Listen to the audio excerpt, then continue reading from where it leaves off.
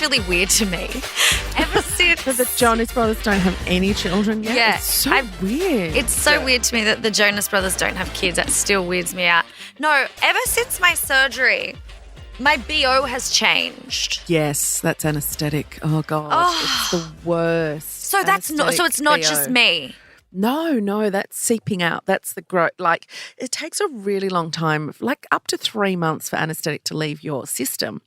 That's why you get so tired for so long. And Yes. it's just chemicals, so it disrupts the balance of your staying. It's so bad. Like, I'll shower morning, night like a normal human. Sometimes I only shower once because I live on a mountain. Nobody sees me. But I have to shower like all the time. And then I'll put deodorant on and all my essential oils. And no one's ever told me I've had BO before, but now that's why I smell myself all the time because I'm like, it's not me. It doesn't smell like me. Not even my sweat. No, it's really. I got such a shock. Like after I just had my surgery in December, I was like smelt and went, oh, that's funky. Like that is not me at all. It's so weird and it's everywhere. Don't wear any aluminium deodorant. Like make sure you're just wearing organic deodorant because you really need to let your pores Let it out. Let it out, yeah. Well, I just hope that people don't walk into rooms and they can smell it because I've asked my mum, I'm like, can you smell it? And she's like, no, but only you can. But I'm like, are you just being polite? Yeah, probably. Anyway, that's what's really weird to me. I can smell it from here and you're in Queensland. God. That's saying something. Well, I just want anybody to know who smells me recently. This isn't me. It's my post-surgery body talking and I don't smell like some weird middle-aged. Don't worry too much about how you smell. I don't care for anybody else right now. I care for my own self. Yeah. I don't want to smell it. That's the worst thing is you roll over in bed and you get a whiff. Ugh. And you're like, oh, woofy. I can taste it. I can taste it in my mouth. It's gross. But anyway, welcome back. I hope you liked hearing that little update about my stinky armpits. You're welcome. And it's not just your armpits, I hate to tell you. But welcome. Yes, welcome. Oh, no. We are out of our houses, back in the stews. It's so nice to be going to work again, isn't it? Yeah, I love being back in the studio. I feel like I'm like a naughty kid when I'm at home. I act up, and then when I'm out, it's like I'm a good kid again. I'm like, oh, I'm ready. Bring it on. Yeah, I'm the opposite. I just muck around now. You're just always mucking around. I'm crazy mucking around like that. I live to muck. You run amok. What the muck? Yeah, that's right. I'm a mucker-upperer. You truly are. Speaking of mucking around, but it's not mucking around. What we wanted to have a chat about dating red flags and how this got started for us. I mean, we always talk about things like this, but a couple of weeks ago, or maybe a week ago, I can't remember because there's so many episodes in 1 week. It's like a movie marathon of MAFS. Yeah, there was an episode where they have homestays or hometowns or whatever they call them. Oh, yeah. Yeah, you remember. Yeah. And they all went to each other's places. There was this one particular couple, Selena and Cody, where Selena went to Cody's place. Cody's a 30-something-year-old grown-ass man who lives in a shared house in Sydney. No judgment there. Like, Sydney's expensive AF. We all have to have shared houses in Sydney. He lives with another 30-something-year-old grown-ass man. Which is, like, totally fine. That's not the issue. The issue was the state of the living environment, the spiraling effect of that living environment and the welcoming of his new bride was just, triggering. There just seems to be a thing with straight cishet men who have this really weird sense of humour that is all about degrading women. And, his flatmate had a poster of her face on a girl's with her legs open and a watermelon in between them, which had a piece cut out of it with a guy eating the piece of watermelon, which had Cody's face put on top of that. And that was one of the most hideous things I've ever seen. And she was so shocked and she was so awkward and uncomfortable, and they were laughing their heads off. And I don't know if it was a racist thing because she's Asian, if they had done that with a white woman, or whether the fruit would have changed. You know, if it was a black woman, my God, heads would have rolled. Just the house, I mean, they don't have any furniture. And I totally get that. You know, you don't have a lot of money when you move out of home, but they are 30-something-year-old. What are you spending your money on? You both got jobs, mate. Like go to Kmart. Kmart is so cheap. So cheap. Nobody was a fan next to her when she woke up in his Batman bed. Batman sheets. And a fan that was seriously from 1967 with cobwebs all over it and dust. And anyway, so hideous. A couple of episodes later, she's cleaning for herself. She cleaned it because she couldn't stand the stench of this place. So she was cleaning for them because they would not do it. Not for themselves, not for a guest. This is one of the biggest red flags to me. How many men I have gone back to their homes when I was in my 20s, their share accommodation or whatever, and they would live in these cum dens like that, like just so hideous. And they would have the audacity to tell me what was wrong with my body. Or tell me I was gross because I had pubic hair or, you know, like, and they could not even piss into a toilet properly. Like it's what is going on when people raise their children like this. And it's not just white men, because Al on Married at First Sight, he is a Chinese mother and he doesn't know how to do washing. He didn't know how to cook an egg.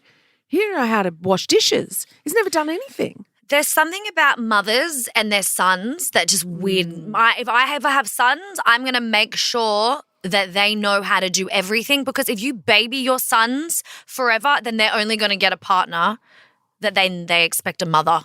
Absolutely. Figure. And that's just not fair. Not anymore. We don't. And you know why men don't change? Because like, well, look at my mum and dad. My mum and dad have the best relationship and my mum does everything for my dad. It's like, well, they don't have the best relationship. Your mum pretends because she didn't know her worth and she doesn't know any better. We know better. Know how to get out.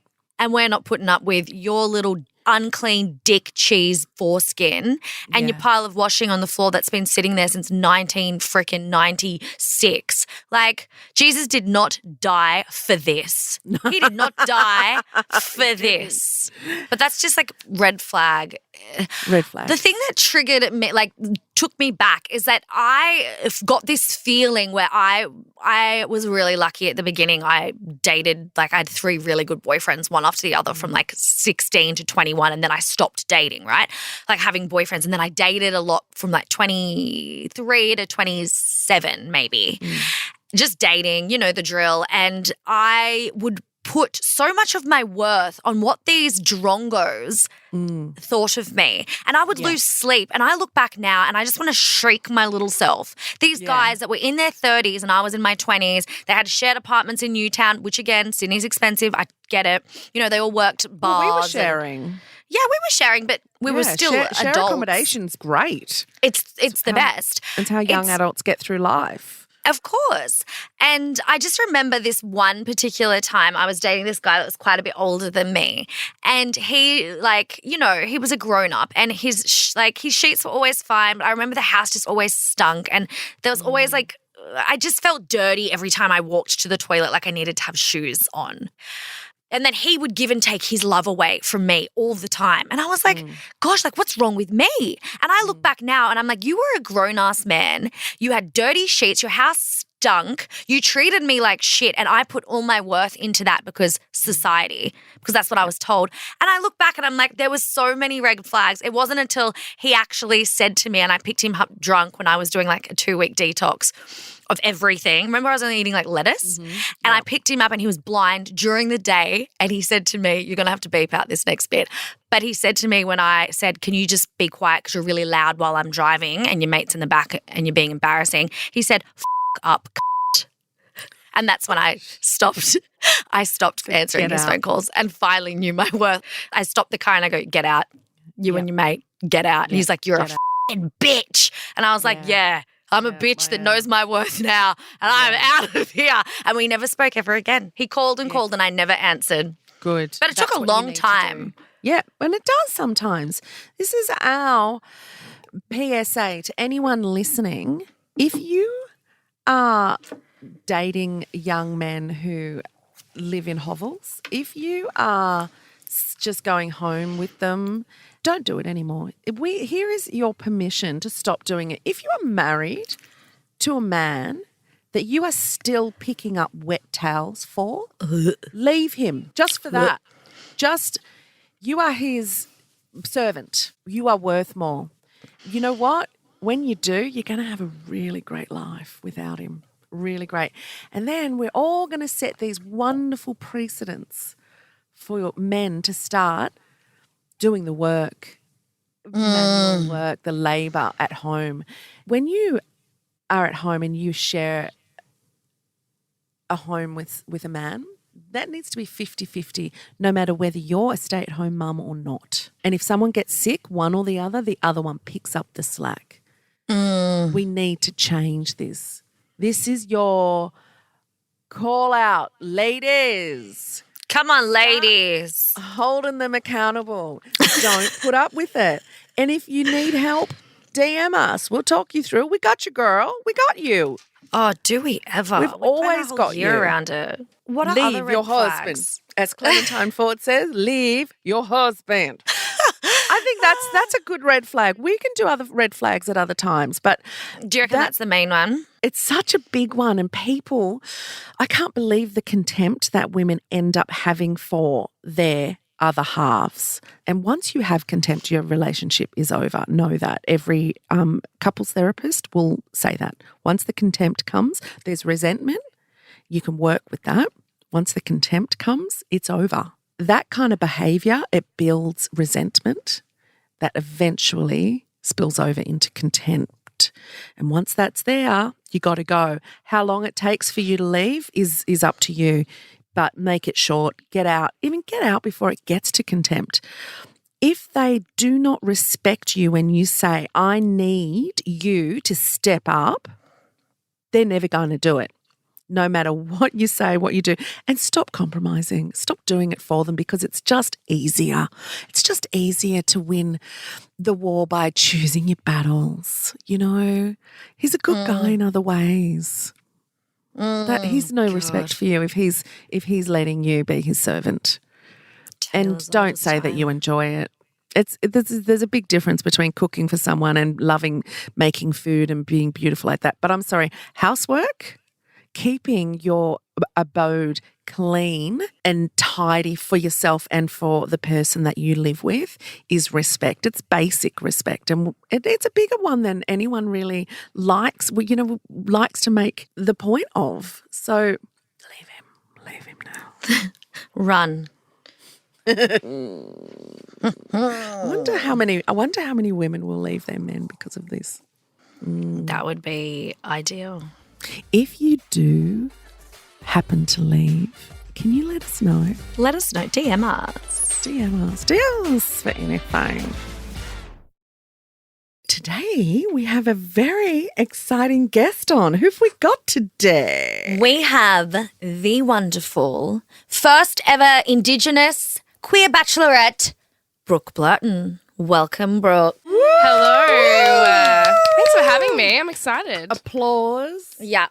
For you. Welcome. It's lovely to finally meet you. I've not met you before. And you're just stunningly beautiful.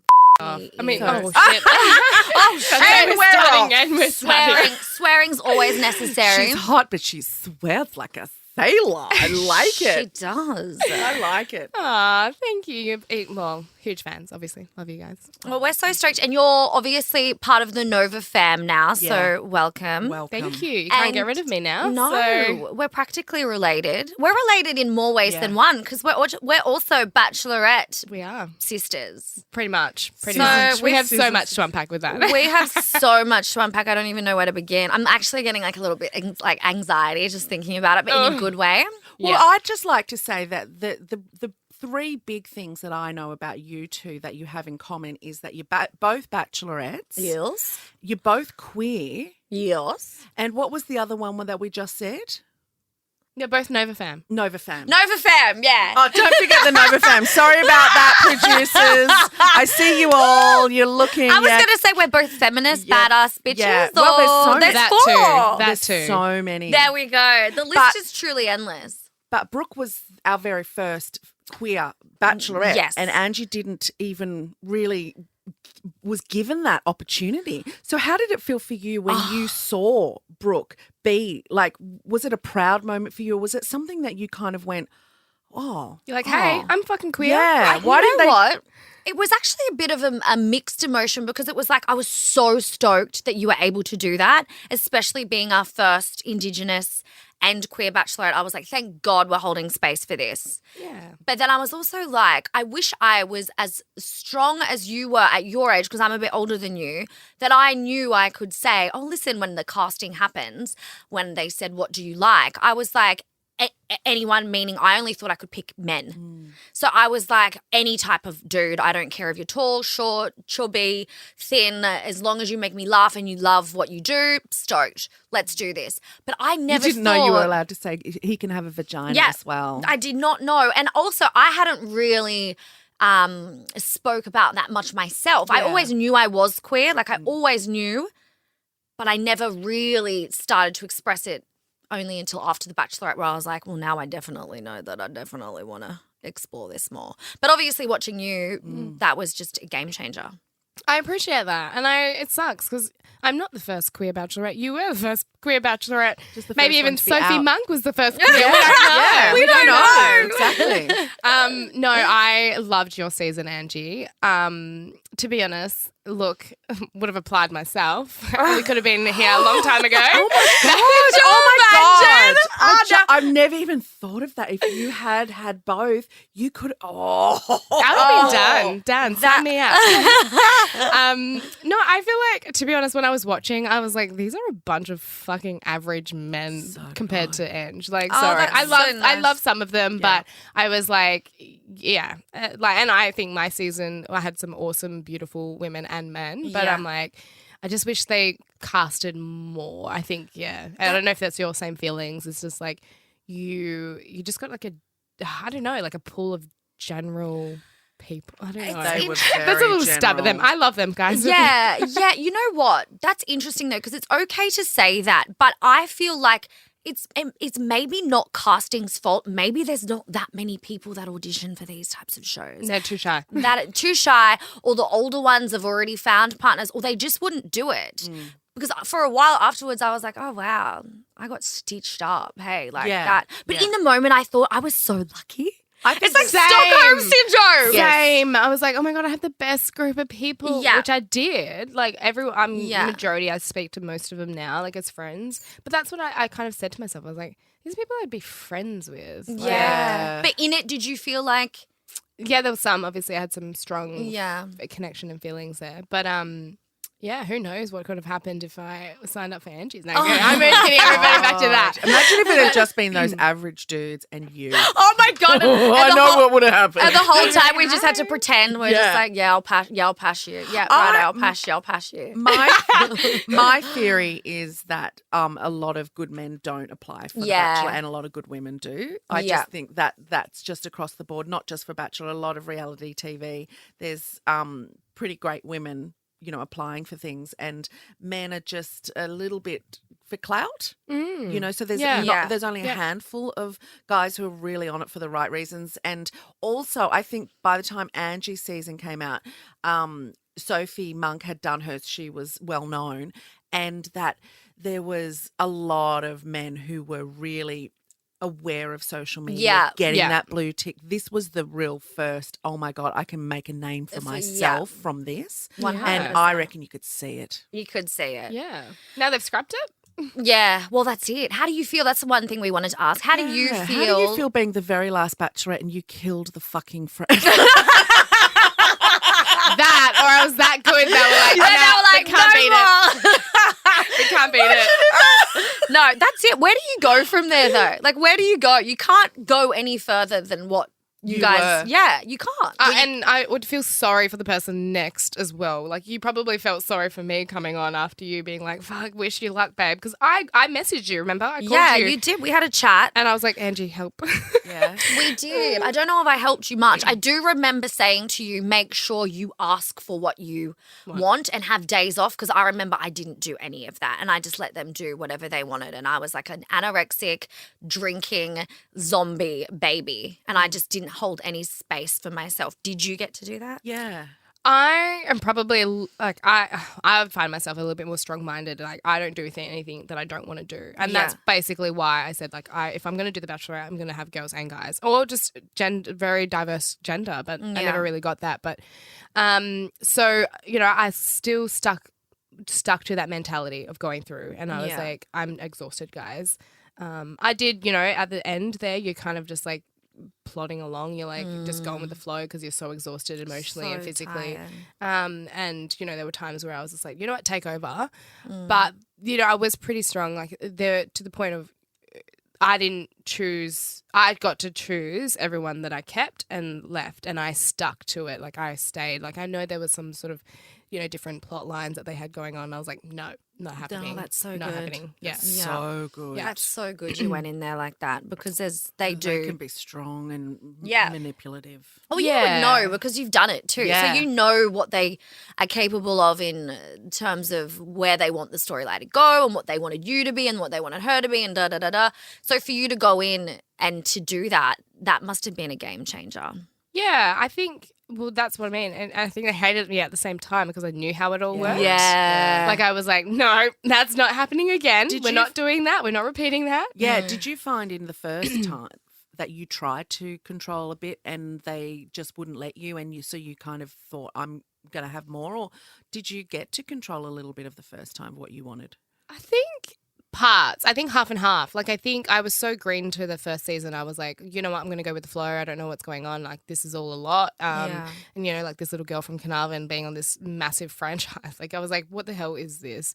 So half. I didn't do anything. Like, I wanted to leave when I left. And, that was a big moment for the franchise. Like, the first person. Oh, no, maybe not the first person, because I think first person was Megan and she left. Yeah, but that's you right. were really down far. So there was a really big change in that, like that someone hadn't gotten that far and then decided. How was Nick really about that? I think we're all very emotional. I think it was a very emotional, like, they play it as it happened from our date, but there was an overnight, like, I slept on it and I was like, nope, tomorrow I'm leaving, like, I'm going home. And there was talks of, like, talking me out of it and what, why do I want to go? And I couldn't say at the time, I don't know if you guys know, but he had told me on the day that he wasn't going to choose anyone in, like, a very cryptic way. And then I kind of put two and two together and I was like, well, I'm one of those three. So if you're not going to choose anyone, I'm out. Like, waste my time. Exactly. And that's what I thought. I was like, I want to be home with my family. Like, I've basically sacrificed my whole, stopped my whole life. Everyone and then had. You turn around and tell me that you're not going to pick anyone. Oh, it's so offensive. And did you kind of explain that to the producers, or you had to keep that in? I protected him for so long.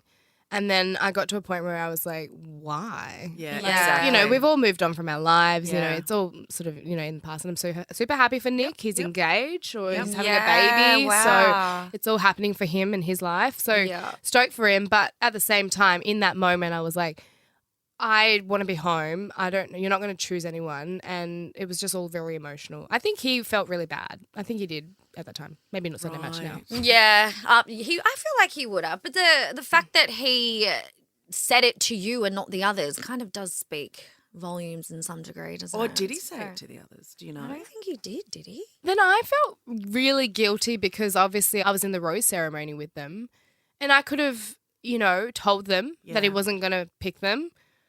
But I didn't. And I wish I did because I was like, that's leaving your friends out to dry. But these girls weren't actually my friends. I'm friends with them now. Yeah. But, I... Have you had it out with them about it? No. Like, beautiful Sophie's now married and happy in her life. And Britt and I, we've just reconnected through the world of podcasting and et cetera. So, But, you know, we didn't get along in the mansion. So the Is that three right? girls. I didn't know that. Yeah, so Britt, Soph and Cass, it was like 3 of them and then me. Really? So I was like the biggest loner. Why though? What happened there? I think because from the start I was always Front a runner. threat Yeah. and a front runner. Yeah. But I wasn't anything but myself. Yeah.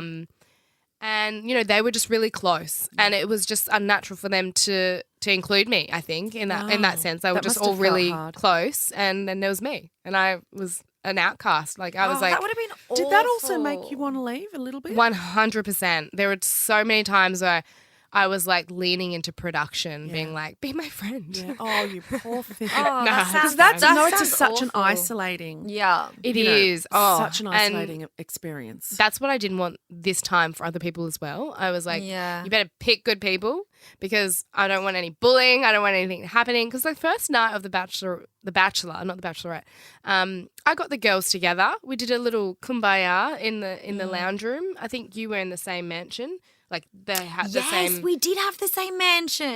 We had the same mansion for Bachelorette. No, Oh no, wait. the guys were in the same house as what we were as the Bachelorette. Yeah. yeah, so Bachelor. my boys were in your that's so weird. Yeah. So the outside There's little cum stains all over the wall. Probably. Far out. Well, remember I was in the house too, so nah, kidding. So they're in the same house, and so you know the first night I was like, we're all human, let's get together. We did a little sing song, and then I went around my classic youth work job. I was like, let's introduce ourselves. Let's spend 5 minutes like getting to know one another, and it actually was like a really good bonding experience for all of us to realize that we all come from different walks of life. We're all there for the same reason, but we're also just normal people. Yeah, And humans. it kind of like was a bit real, and Yeah. it was the most real moment, and all of us were involved. And then that kind of like just changed throughout the season. Like everyone sort of turned on one another. Oh, Yeah, because it's a competition. it is. Yeah, and I'm competitive as fuck, but I was Right. like, Yeah. I'm not fighting girls Yeah. over man. No. Yeah. No. I mean, Angie knows my feelings on The Bachelor. A lot of people do from when watching us on Gogglebox.